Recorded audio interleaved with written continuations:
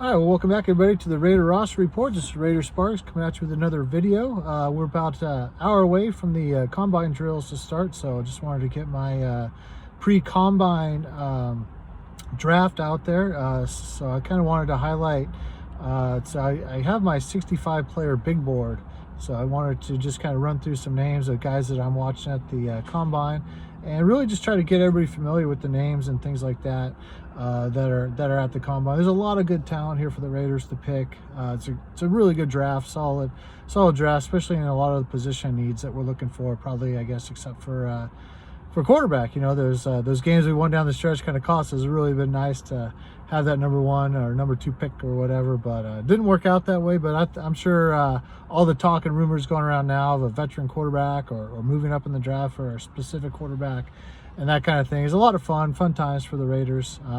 So, you know, obviously if you're tuning into this channel, you probably are a big draft fan like I am, and probably are well up onto the prospects by now. But for those of you that aren't, you know, I'll just kind of throw some names out there of guys I'm looking at and just kind of have a little fun. But yeah, please like, share, subscribe, but more importantly, just comment. You know, let me know who your sleeper guys are.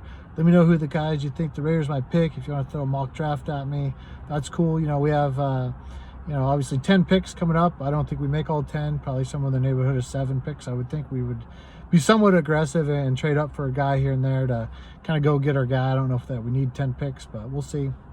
And then, you know, free agency is coming up, so it's a lot of fun for the Raiders. We signed Isaiah Palamau, so congratulations to him.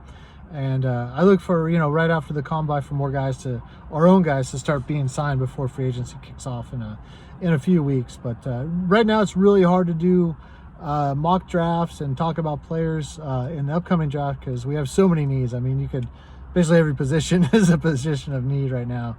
There's so much, so it's really hard to narrow it down. And so I landed on the 65 players just because that's basically 25% of the draft. It's 257 players to be drafted, and it's kind of a jumping off number that I came up with. I thought it was interesting. There was 329 players invited to the combine, and Dane Brugler put something. I don't know if it was from last year's draft or previously draft, but it's kind of a baseline. About about 110 of them don't get drafted. So if you kind of take that math, about 219 would kind of get drafted out of this draft, which is about 85%. Of the players that are at the combine get drafted, so it only leaves about 15% of non-combine invites getting drafted, which I thought would be a little higher on the non-combine invites because all the pro days and all the other stuff. But it kind of leads you to believe down the path that, you know, the pro days are going to be more for the UDFA guys. There's only, I guess, I only use about 35 players of non-combine invites. So the NFL is really good about narrowing down the talent. You know, through all the scouting processes, through all the season, all the evaluations, and then, you know, with all the all-star games, and kind of narrowing it down to a field of a pool. And they're pretty accurate. You know, if you look at it that way, about 85% of the players, or if you're looking at, you know, draftable players, are going to come out of that combine. So I thought that was quite interesting. Some numbers to kind of throw out there.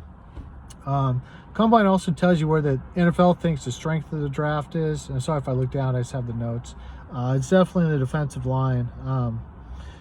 You know, this year there were 73 defensive linemen. I added the edges and the interior D line together, but 73. And last year there were only 52. So big jump up in the defensive linemen. I think that tells you where the strength is. And, you know, obviously you watch the Senior Bowls and the Shrine Bowls and all that, and you kind of see what's happening there. Get a good feel for what that looks like as well. And then the weak spot of the draft is the offensive line. You know, this year there were only, I think there were 50 offensive linemen at the combine, and last year there were 71. So a big drop off there. And so, you know, the league is, it's not me saying it, it's the league saying it. This is where the strength of the draft is and where the weakness of the draft is, based on kind of who was invited to the combine and what's been invited kind of to the combine from before. So with that, you know, I just tried to set some targets, kind of what I wanted to achieve, and to get to like a place where I had like 65 to 68 players that I felt really good about and comfortable about kind of highlighting and bringing up before the combine. I kind of went over a couple. I got 65 and I was like, I probably need to add a couple more because I felt bad leaving a couple guys off. And so we'll kind of talk through that a little bit, but and I won't take too much time, but I did want to highlight a few guys. I won't really go through the targets and how I did it, but I tried to really spread it out amongst positions. I shot for 3 quarterbacks. I got 2 running backs. I shot for 7. I ended up with 9 wide receivers. I was trying to get to 9 receivers. I got to 10 tight ends. I didn't do. That's why I got a little bump there. Offensive line, I shot for 9 O linemen. I got that. D line, I shot for 15. I got 18. Linebacker, I went for 5. I got 5. Cornerback and safeties, both of them, I went for 7 and I ended up with 7. So, and I tried to hit that 8 non-combine invite as well to kind of make it realistic, kind of based on what the numbers were, which about 25% or 15% of the total pool to be non-combine invites. So I was able to do that, and I'll bring some of those guys to light for you. But I mean, right, everything starts with the quarterback for the Raiders, and it's kind of what I wanted to get into. A little bit of quarterback talk, but I mean, for those of you that maybe aren't following the draft really closely, there's a really big consensus out there. It's on the consensus big board, but a lot of the mock drafts will have, in some order, Cam Ward, Shedeur Sanders, Cam Ward from quarterback from Miami, Shedeur Sanders, quarterback from Colorado. Then you got Abdul Carter, edge from Penn State, Travis Hunter, wide receiver, cornerback from Colorado, and then Mason Graham, defensive tackle from Michigan. Those are sort of the consensus top 5 right now, and I agree with most of that. 3 of them for sure. I think if I was starting a team, I'd go Cam Ward would be my first pick. Second would be Abdul Carter. Third would be Travis Hunter. The top 2 for sure, like I have no doubt about those in my mind. Travis Hunter's a little questionable because you have to have an organization and a coach that would know how to manage the workload and get the most out of a player, because you're not drafting Travis Hunter just to be one or the other. You're drafting him to get the skill set of both. I mean, in some way, fashion, or whatever, you want both of those to justify that pick. I think there's limitations with Shedeur, and I'll talk about that in a minute. And I also think Mason Graham, it's not me saying that he's maybe not worth that top 5-6 pick. It's the league. Like last year, remember Byron Murphy, defensive tackle out of Texas, that was talked about all draft cycle about, lock, top 10 for sure, probably top 5 pick. Well, the league told us not so fast. He didn't go until the pick 16. So I know Mason Graham's a little heavier version, but less stats, less production in college. And so the league's kind of told us, maybe even with Jalen Carter, 9 overall. So the league's kind of told us maybe the impact of that defensive tackle spot isn't quite top 10. I'm not saying that Mason Graham might drop out of the top 10. I'm just saying that at pick 6 for me, that might be a little rich, especially if I was starting a franchise. I would definitely target that top quarterback, when clearly Cam Ward is the best quarterback in the draft. I don't think there's a question. And let's get into that real quick. So there's a few reasons why, and there's a few reasons why not, that I don't think Shedeur is at Cam's level. The stats kind of back up what I'm saying. Shedeur had 10 interceptions last year. I know you look at the whole career, but just look at last year, 10 interceptions. He had like a 2.1, 2.5%, whatever, pass to interception ratio. Cam Ward's was only 1.5. So this whole, he's a gunslinger. Cam Ward is kind of the knock on him is kind of factually not really true when you look at the other quarterbacks. I think the top quarterbacks, for me personally, for the Raiders, would be Cam Ward, Will Howard, Kyle McCord, and Jackson Dart kind of in there. I still have Kyle McCord slightly ahead, and then Shedeur, and then Tyler Slow, kind of in that mix, based on the film, based on the talent. The problem I have in doing this YouTube thing and evaluating a quarterback on YouTube is you don't get the interview, you don't get the it factor. So there's really 3 things about a quarterback. Is their ability. We can kind of see that, how they throw the ball, and then the processing part, we can kind of see a little bit how they process the game and those types of things, but we can't see, and it's just really that it factor. It's that Jayden Daniels it factor. Obviously Jayden Daniels is more toolsy as far as the athletic ability and arm strength than Shedeur, but it's something that we can't gauge. And so the league's telling us that they've already sort of assessed the gauge of that it mentality, and that Shedeur has it. So yeah, you put him in the top 5. I mean, I think if we were going to get one of those quarterbacks anyways, regardless, we'd have to trade up. But just if I'm just evaluating like the talent aspect, I mean, think about it. Shedeur's, out of the 6 quarterbacks I just named, is the smallest. Historical data, FanDuel had a good article. They didn't use McCord and Tyler Slow. They used Quinn Ewers and Jalen Milroe. But Shedeur, from a historical standpoint, finished 4th in their model, which is factoring like QBR, age, all those different factors, and kind of he came out in that model. Statistically, like measurably wise, Shedeur finishes like 6th on the quarterbacks I mentioned. And statistically wise, Shedeur has like that completion percentage, but I would actually prefer that completion percentage at 70% be lower, because he should have thrown some of those passes away. Like everybody talks about Shedeur's offensive line not being up to par. Well, Kyle McCord and Jalen Milroe, if you want to use that excuse, actually statistically played against, behind a worse offensive line. So that's kind of a little bit misleading when people talk about that. And then the other point is, FanDuel pointed out, I think it was 26% of the sacks that Shedeur took were actually on him. So that's a high number. So if you look at this great processor that people say he is, that doesn't really lend itself to a great processor. That's going to be a problem in the NFL. So all of those factors you kind of mix in is like, logic and everything else, eyesight, everything tells you Shedeur is not that guy, but it's the it factor we can't see on the internet, right? We can't figure out that it factor, and the league is telling us that this guy has the it factor. And so if we pick Shedeur at 6, I'm his biggest fan. Trust me, I'm a huge Raider fan, and I'm pulling for him. It's just if I'm coming on the show talking to you like with any sort of knowledge about the players that I can come up with, it just doesn't make sense. I think the same is true about a lot of the Colorado players. There seems to be kind of a lot of gaslighting with the media. I mean, if you even go to the Hula Bowl, man, those guys, that's all you can find with Colorado players. Media about Colorado players. You go to Shrine Bowl, same thing. Colorado. The whole thing. It's kind of like a little bit of gaslighting, I feel like, from the media. So it's kind of weird, but definitely looking forward to see all those guys that are going to participate at the combine, see how they do, see how we can kind of stack them. It's really difficult. You follow these media reports and kind of stack these guys.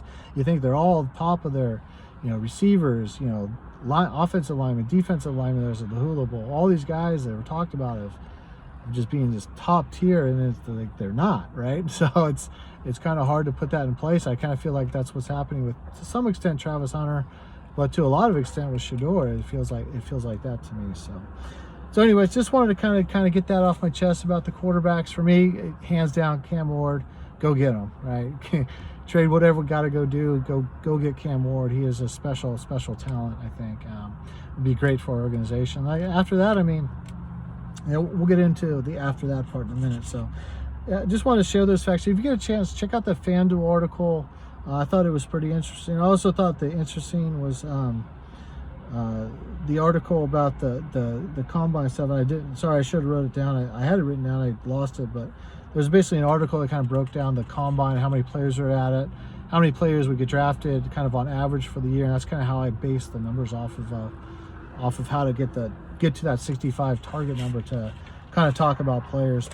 But yeah, anyways, so I wanted to have a little fun and go with like Bleacher Report. They put out comps and things like that, and kind of my own comps and how to talk about players, because I talk about so many of these players, and that video would take way too long. So I'm just going to go through it real quick. 25 players I wanted to highlight, then I'll go through my list of 65, right? So you can kind of have some names to look for in the combine as you're watching it over the next few days. And like I said, it kicks off soon. So one, Cam Ward, Bleacher Report, and it's not all Bleacher Report. I shouldn't say Bleacher, because some of these are other comps. But some people comp Cam Ward to Geno Smith. Others have comped him to Shedeur Sanders. I don't have a comp for Shedeur Sanders. I have no idea. But Cam Ward, to me, is I picture when I first saw him play as a young Aaron Rodgers, man. That quick snap release, the arm, just flick of the wrist, the mobility within the pocket, and think about Aaron Rodgers in his youth would definitely run. Like, was smart when he ran, but he was really good at it, and so was Cam Ward. But just that calmness, that presence in the pocket, that leadership, the scrambling ability, the off-target throws, the size, right? They're about the same size. All of that reminded me, to me, of a young Aaron Rodgers. And then Ashton Jeanty, to me, the two picks worthy of 6, like, or any top round that we do, would be, for me, Cam Ward, Ashton Jeanty. Like, we were the worst running back group last year, and so you want to fix your running back room, you fix the line. I don't think there's an offensive lineman worth pick 6 in this draft. There certainly is a running back. It's just, to me, it's like, if you're a first-year GN in Spytech, do you pick a running back as your first pick in the first round with all the negativity that comes with that? But I mean, you got a guy that's being compared to stat-wise with Barry Sanders in college. I mean, are you kidding me? Not only rushing, but last year he led the country in passing yards from a running back standpoint. So I mean, to me, it's a no-brainer. It's like, well, position, set that aside. This is a freaking unbelievably talented player. And then who's going to be there at pick 6? I mean, you're going to, if it goes according to plan, Cam Ward, who's probably your top target, or Shedeur, right, whichever quarterback they like. Abdul Carter and Travis Hunter are probably going. And I don't think Mason Graham is necessarily pick 6, like, worthy. It's not me saying it, it's a league saying it. Like, Byron Murphy went 16 last year, so that kind of tells you positional value. So who's left? There's a lot of, after that pick, honestly, you could rank all these players all the way through like 60 very closely together. It's a weird draft, man. Usually there's definitely walled off, tiered off areas, but an impact position. There's definitely like a group of another 20 players that you can rank. Yeah, they should be picked in the first round, but the difference in those first and second round players, I don't think is great. And the impact they can actually make on your team and your franchise overall, I just don't think are there. I would pick Ashton Jeanty if I couldn't get Cam Ward. That's just me. But yeah, watch him. And then obviously, you know, the Ted McMillans of the world, because I do think offense, receiver is a high priority. You know, we'll run a lot of 11 personnel, so we need 3 receivers. I think we have 1 receiver. Obviously, Brock Bowers is tight end. Trey Tucker is questionable. I mean, he could be the biggest benefactor from Chip Kelly, because he might play the Emeka Egbuka role, and that might be where he should go, because he's only spent like 25% of his time in the slot, which is really where he should be full-time almost. So we'll see how that plays out, but we definitely need an outside receiver, or a playmaking receiver, whichever, speed, whatever. Open up the middle of the field for Myers, or for Mayer, or Myers, sorry, and Brock Bowers. So, you know, Ted McMillan's an interesting one, and then Emeka Egbuka, obviously, you know, compared to JSN, like, you know, JSN was picked by, you know, by the Seahawks or whatever in the first round, so that's a talent. And obviously the Chip Kelly connection, and a lot of people compare him to Amon St. Brown, but I have Emeka on here just because I think he's going to blow up the combine. Like, right now, he's like mid to late first round. After this combine, just watch out for it. He might jump himself up in the top 10 pick, because if he runs a sub 4.4, which is a possibility with his career and his savviness as a route runner and everything else, and if Ted McMillan falls a little bit, he could see himself rise into that sort of area. And shoot, we know it works. Chip Kelly just had him. I mean, why not take that shot? And then, you know, some long shots, a real long shot I had because of the comp, but Kenneth Grant, you know, the big nose tackle, 3-tech or whatever out of Michigan. His comp, I think it was Bleacher Report, was Dalvin Tomlinson. And so we know how that worked out with Patrick Graham and Dalvin Tomlinson. Pretty damn good. I'm not saying you pick him 6th overall, but maybe you get back in the first, or if there's a trade back or whatnot. But just a player that I noticed the comp, I noticed the player, and I think he's going to blow up the combine. So just those are kind of the guys that I would be looking at in the first round to draft. Next would be, for me, I think the Raider fans need to wrap their minds around Will Howard. Not at pick 6, hopefully not, but maybe. There's so many teams that need quarterback. You know, there's shoot, I listed off all the quarterback teams. So you got the Titans, Browns, us, the Jets. You know, all need quarterbacks. You know, the Steelers, the Dolphins, the Seahawks, the Saints. The Saints need a quarterback.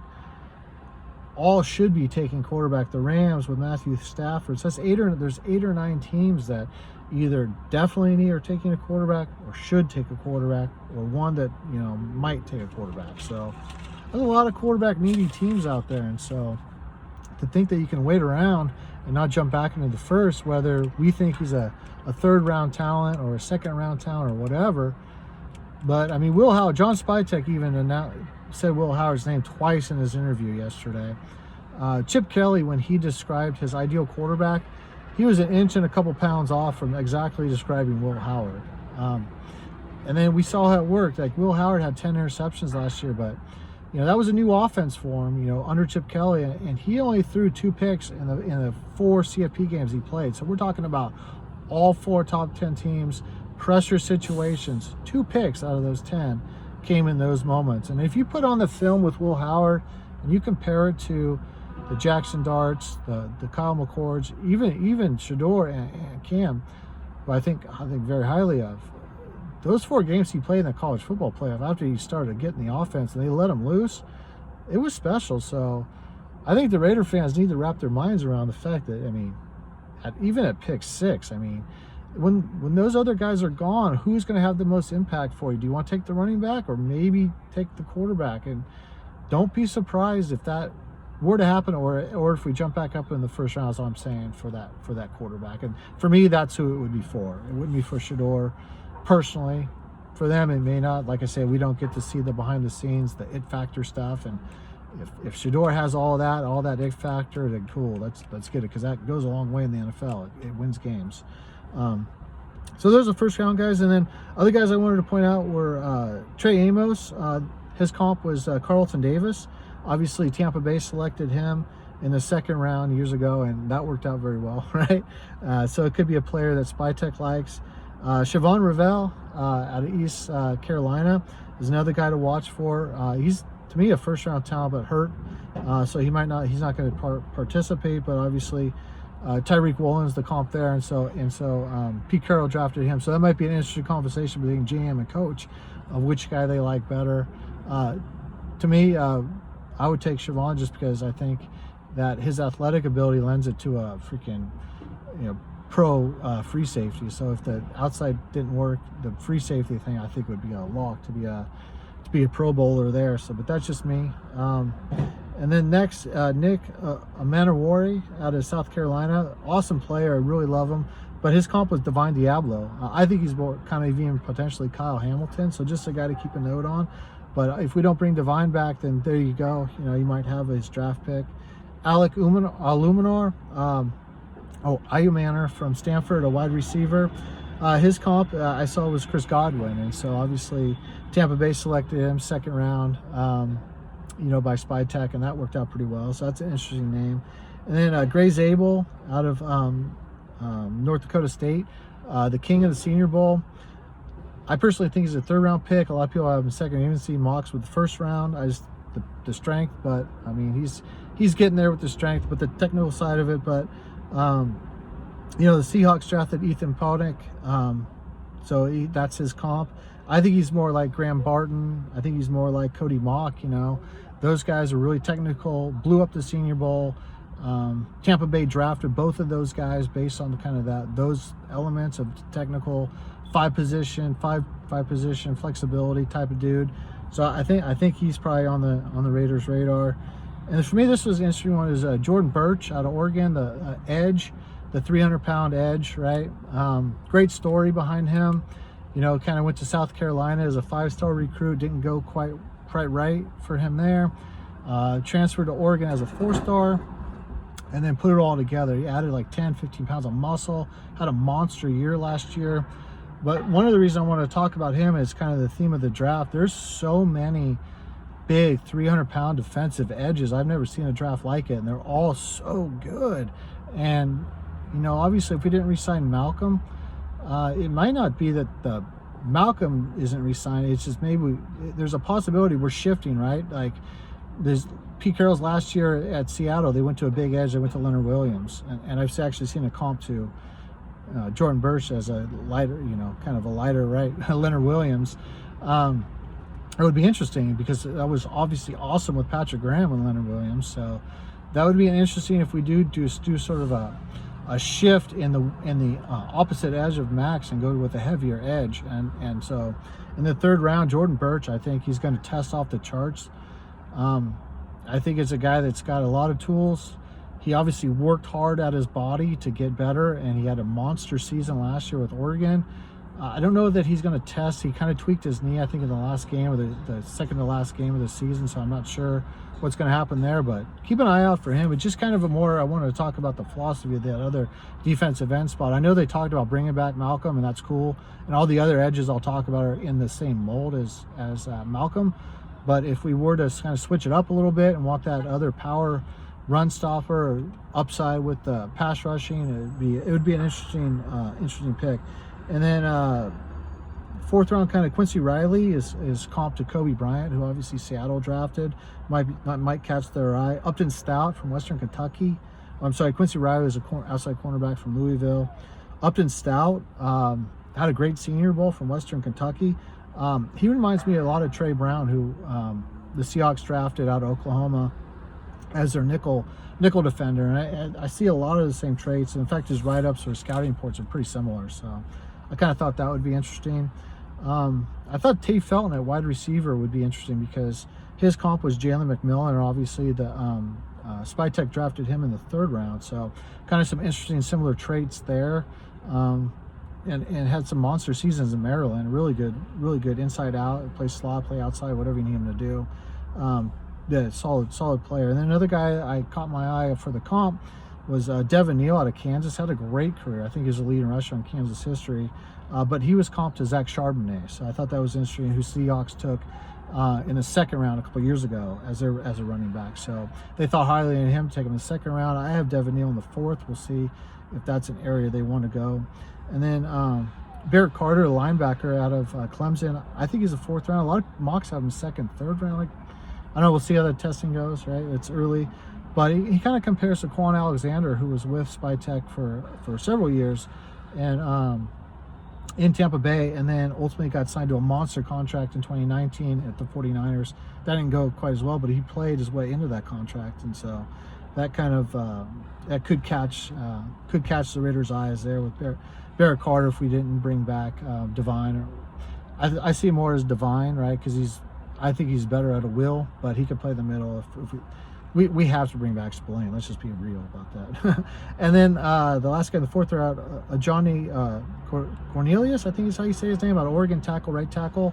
The Seahawks signed a free agent back in 2020, Cedric Ogabiki, who is his comp, which is a pretty good comp, but kind of a toolsy lineman. You know, pass pro is not his strength. He kind of stands up, but it's kind of fixable stuff. But he's really good in the run game, and I just think if we got him in, he's kind of 6'5"ish, so he could probably play guard too. And so just want to get the best right side we can if we want to go line.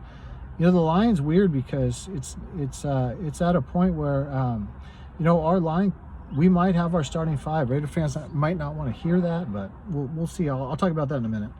And then my three under the radar defensive tackle guys that aren't being talked about much is Vernon Broughton out of Texas. I thought he was really good, man. He's got a good pass rush. You know, he's probably going to be in that 5th, 6th round range. But man, if some of the defensive tackles go and we need to replace Adam Butler, it'd be a good one.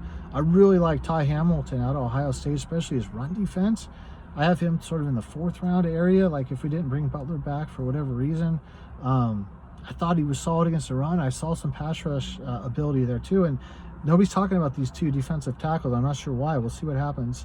Probably because they didn't play in the All-Star circuit. And then Elijah Simmons out of Tennessee, the nose tackle, man. He didn't play a lot, but that's how Tennessee does it. They just don't play their linemen a lot. Rotates in and out, but he's really good. He might just blow up the combine for a guy his size. He was on the freaks list for Bruce Feldman. Interesting player. I mean, if we didn't bring back Jenkins, let's say, be somebody to keep an eye on. And then a running back I like that is Phil Maffa out of Clemson. I saw one comp to him to Lynch, you know, from the Seattle Marshawn Lynch. So I don't know about that, but he's a heck of a running back. His problem is he got a shoulder injury, and that's usually kind of the death knell for big backs. But I think that might be the reason too why you could get him in the later rounds. And so if we want to go with a workhorse back or get a complimentary back like a TreVeyon Henderson, good pass catcher, solid running back, and then have a bruiser type back, Phil Mafah, keep an eye out for him. I really like what I saw from him. It's just that injury, man. He would hit way up the ranks if it wasn't for the injury, but we'll see how it goes. And then sort of the other pick I wanted to throw out is kind of maybe a legacy pick, but not really, is Keandre Lambert-Smith. You know, he's a nephew to Cam Chancellor, obviously that connection with Seattle, but out of Auburn, man, I loved him at the Shrine Bowl. He's quick off the line. He can play inside out. He's got 33-inch arms. He had a great season. Auburn had like over 900 yards, but mainly what I liked him for was if we go 3 wide, put 1 on one side, 2 on the other with Myers and him, he's an awesome blocking. So is Myers. So we can have a duo out there if we want to run wide and have a blocking receiver. He was really good at it. He's solid. He was from Penn State. He actually talked about his blocking a lot, how he learned it at Penn State, and they asked him to block a lot, and he kind of saw the skill there. I just think that would be an interesting fit for our receiver room. So anyways, and last but not least, I got to talk about a Georgia player because SpyTech pumped up Georgia. We got to have a Georgia player, right? So linebacker Shmuel Mondane, I don't know how to say his name, Mondone, but had a good Senior Bowl, very athletic, sideline to sideline athletic guy. His Zebra technology scores weren't as high as I maybe thought they were going to be just by watching. So I'm going to watch him close at the combine, just something to keep an eye on. So anyways, there you go. There's my guys, the top guys. And I'll run through my 65 or actually 67 list pretty quick. Let's see here. So number one, this is my big board. In the first round would be Cam Ward, 2 Ashton Jeanty, 3 Tet McMillan, 4 Emeka Buka, I think I said it right, and 5 Kenneth Grant, 6 Omar Membu, if we had the tackle from Missouri. So I didn't talk about him earlier, but those would kind of be my guys. You know, ideally Cam Ward, Ashton Jeanty, and then you'd kick off the second round like with Will Howard, right? TreVeyon Henderson would be next for me. And the way I did it, I just went based on what I think our biggest needs are. And that's got to be part of it. They say it's not, but it's got to be once you get into these other rounds after the first. It's got to be somewhat needs-based. So I just basically my needs were quarterback, running back, receiver, edge, D-tackle, safety, cornerback, linebacker kind of tied, and then O-line, right? So I'm really hoping, I'll talk about the O-line, right? We might have our starting O-line. I know a lot of us want Jackson Powers to go to center, but Andre James, honestly, he might be our center, because if you look at him and Seth McLaughlin, the center from Ohio State, I think you're going to find the similarities are there. The athletic ability is there. If we're going to go to that type of center, we might already have our starting 5. So I didn't get too aggressive with linemen, but I did want to put some in here because we needed some linemen in here. So those are my guys there. And then second round, TreVeyon Henderson, running back, Ohio State. Alec Ayumanor, wide receiver from Stanford. Donovan Ezaraku, edge from Boston College. Tyleik Williams, who I love, out of Ohio State. He would be a great defensive tackle for us because he could 2-gap. He could take the double teams and free up Wilkinson. I think he'd be a great player for us. And then Omar Norman Lott, he's like Williams from Milton Williams from the Eagles. Like, just put him designated pass rusher. Man, he's a badass. He's got 11-inch hands. They say he wins with speed and he is fast off the line, but I think more than anything, it's a hand strength, man. He just blows people off. And then I talked about Nick Emariani from South Carolina, the safety. Andrew Makuba, I have in the second round, way higher on him than consensus. He's a safety out of Texas. He's going to blow up this combine. He's going to be a second rounder, guaranteed. Siobhan Ravel, we talked about him from East Carolina. Trey Amos from Ole Miss, the cornerback. Then obviously Donovan Jackson, the offensive lineman from Ohio State. I mean, he was great with Chip Kelly, so just bring him over. It's just plug and play. And then I have Ariante Ursary from Minnesota. You know, I like him because he's like a mini Mekhi Becton. He's a little slow at tackle for me. Like, he could play it, but he's good at it. He's a little slow-footed, but I think he'd be dominant right guard for us. I love that guy. And then Carson Schlesinger, I have in the second round. A lot of people show him at the third or second. I think he's going to blow up the combine. So as a linebacker, if we some reason didn't bring back Spillane, that would be my guy out of UCLA there. So, and then the third round, Cam Scadaboo, running back out of Arizona. I love what he brings to the table. RJ Harvey and from UCF, I love his running style too. So either one of those guys. Jaden Higgins, the wide receiver out of Iowa State, big, physical, mini version of Mike Evans, I guess.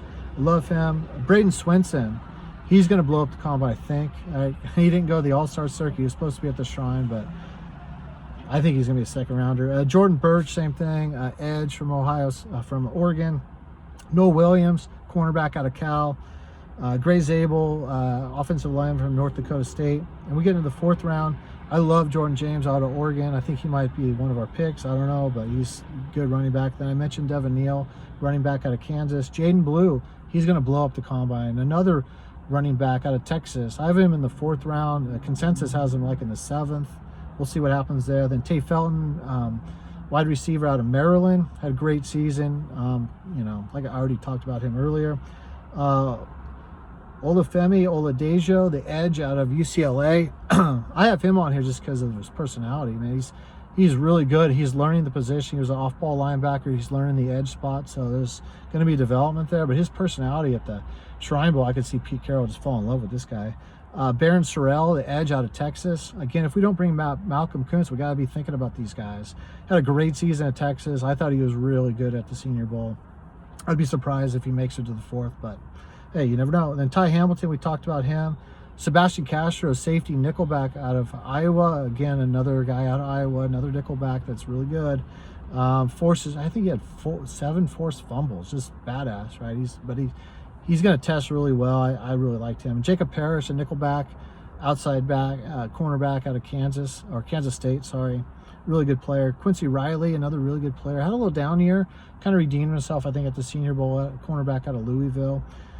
Barrett Carter, we talked about him, the linebacker out of Clemson, really good player. Small Mondone out of Georgia, linebacker, and then Ajani Cornelius kind of round out my tackle from Oregon, kind of round out my fourth round guys. Fifth round guys, we kind of get into wide receiver Kyle Williams out of Washington State. Awesome 2 years, I mean, fantastic. Inside out receiver, probably play the slot, but he can play outside. He would be terrific for the Raiders if we can get him. Ja'Cory Brooks out of Louisville, again, had a great season. Really solid, kind of same thing, play in or out, whatever. Both good speed guys, could stretch the field for us. Jamari Caldwell, nose tackle out of Oregon, but can do much more than that. He's got some quicks too, man. He's got some lateral ability. I really like his frame for nose tackle position. In the fifth round, I think he'd be great. Vernon Broughton, DT out of Texas, kind of mentioned him already. Elijah Huzzy had a great Shrine Bowl. I really love him in the nickel if we don't bring back Nate Hobbs. I talked about a lot of nickel guys because I'm not sure Hobbs is coming back, but he's out of North Carolina. Play outside too, but he's going to be a nickel back, really good player. And Shamar James, linebacker out of Florida, so another Florida linebacker. We brought in Bernie, but this guy's really good. Then I have Jalen Travis too, the offensive tackle out of Iowa State. A guy I saw at the Senior Bowl, really big dude, like 6'7", 340, but we need tackle depth. We don't, outside of, our tackle depth is thin. We're not sure about Mumford, and then after that, we got very thin, right? Round 6, Phil Maffa, running back out of Clemson, kind of talked about him already. Keandre Lambert-Smith, talked about him, the wide receiver out of Auburn. And then Tyler Beatty, edge out of BYU. This is kind of a push for Tyree Wilson. It's kind of the same idea, long, tall, athletic. Had 42 pressures last year and only like 2 sacks. But you teach him a couple of moves, Max teaches him a couple of moves off the edge, those pressures are going to turn into sacks. But I really liked his athletic ability and his frame, everything about him, his length. He does reduce down inside sometimes, so I really like the player. Colin Oliver is kind of a stretch. Best highlight films of anybody in the country. You could turn his highlight reel on, it's better than anybody else. Edge, off-ball linebacker, he does them both. It's his length that gets him into trouble, but his speed and quickness are legit. He only had like 2 reps at the Senior Bowl. I think he won both of them. But he's dealt with some injuries, but 6th round, I'd take a flyer. Hugh Robinson, same thing, just from Alabama. He's a safety converted edge, just now learning the position, but has size, A little bit of length questionable, but explosive. I think he led Alabama in tackles for loss, like 7.5 last year, and only played part of the season. He was super explosive, so I'd look for him as a possibility. Craig Woodson, safety out of Cal, really liked his tape. Upton Stout, we talked about him from Western Kentucky. And Jarvis Spraggins, my non-combine invite. I really liked his film out of Tennessee, the guard, right guard. Really powerful guy, good in the run game. Looks like he moves really well. I think it was at the Hula Bowl or the Tropical, I forget, but one of the two. But just really liked what I saw from him. I'm not sure why he didn't get a combine invite. And then, I forget his name, Javontes Ritzie, the D tackle out of North Carolina. Probably a 7th, maybe borderline 6th round. He got an invite to the Hula Bowl, which was impressive, to the combine. Really liked him at the Hula Bowl. Just he's had some strength and some weight, but got some quicks for a D3 tech or whatever. He can get after the quarterbacks. I really liked him out of North Carolina. I think it's Ritzie is how you say his name, but so good, solid player. But he was a combine invite. And then a non-combine invite, Ja'Cory Krosky-Merritt out of Arizona, played 1 game, but he was awesome testing. His Zebra technology scores are off the charts at the Shrine Bowl. He had over 100 rushing yards, so keep an eye on him. Rock Taylor did get invited to the combine. He was at the Hula Bowl but didn't play. He's out of Memphis, a wide receiver.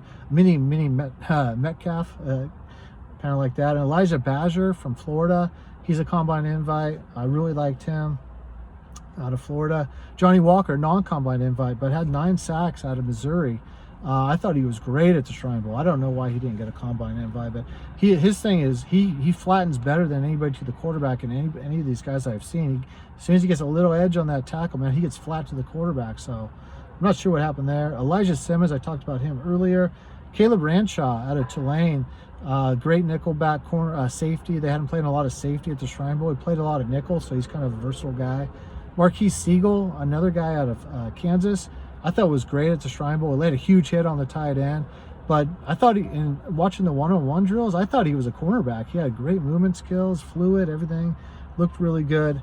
The next guy I talk about is let's see here. Oh shoot, I lost his name. Francisco Maguire. I can't say his name, but out of linebacker out of Miami. I thought he was great at the Shrine Bowl. Great mover. All those things, good instincts, good mover. I thought, Miami used him in a weird set. Sometimes you watch TV, it's the only one you see in the backfield. He's like left alone to cover all this ground.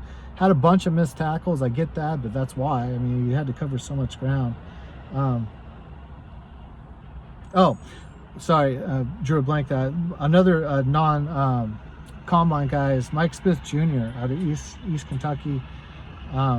Or East Carolina, sorry, I forgot. But fantastic. He had super good dude, tough guy, lots of tackles.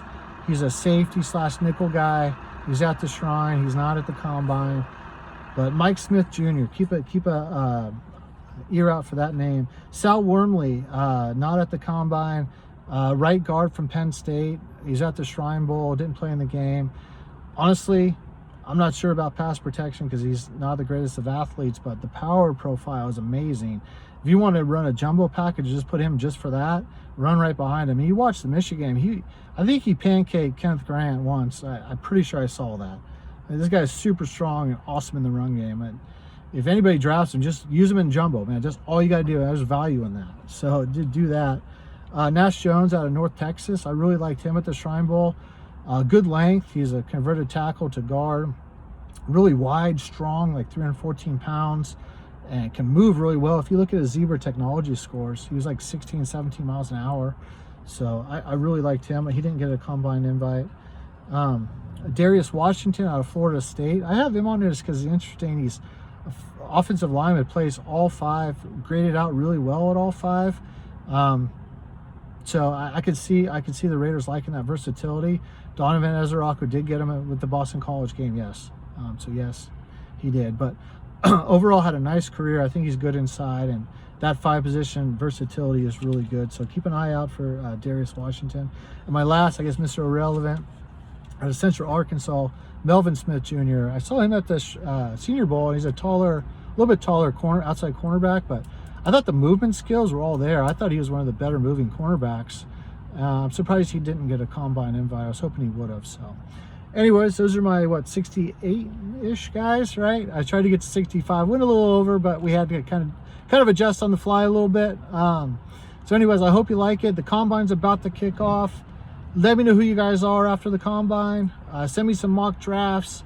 After the combine, we'll move some of these guys around. We'll add some new guys. Pro days, we'll add some new guys. We'll find some new guys. We'll take some guys off. What do we got to do to get this thing narrowed down for the draft? But the main thing is free agency as well. It'll kind of narrow this down so it's not so long, so many guys. We can tailor it down and see who we need to draft. So anyways, please like, share, subscribe, and until next time, talk to you later.